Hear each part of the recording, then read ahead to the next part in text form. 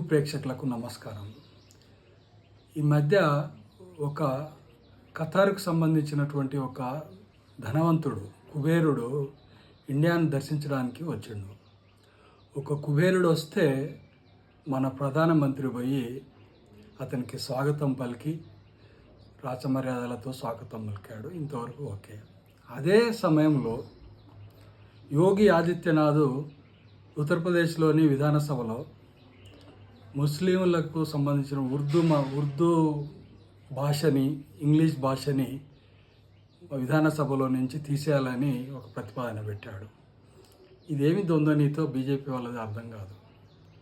హిందువులకు మేమే ప్రతినిధులం అని చెప్పుకుంటారు, హిందూ దేశం కావాలంటారు, భారతదేశాన్ని హిందూ దేశంగా మారుస్తామంటారు, ముస్లింలకు స్థానం లేదంటారు, ఓ దిక్కు ముస్లింలను కౌగిలించుకుంటారు, లవ్ చేస్తారు. ఇది పద్ధతేనా? ఇది కరెక్టేనా? నాకైతే తెలియదు. మీరే ఆలోచించుకోండి ఒకసారి. వాళ్ళను ఒకవైపు వాళ్ళు పంటరాని వాళ్ళుగా చూస్తూ, ఒకవైపు ఏమో ఆలింగనాలు చేసుకుంటూ ఉండడం, ఇది కరెక్టేనా? నాకైతే తెలియదు. మీరే ఆలోచించండి. ధన్యవాదాలు. చూస్తున్నందుకు నా ఛానల్ సబ్స్క్రైబ్ చేయండి, షేర్ చేయండి, లైక్ చేయండి. Thank you very much.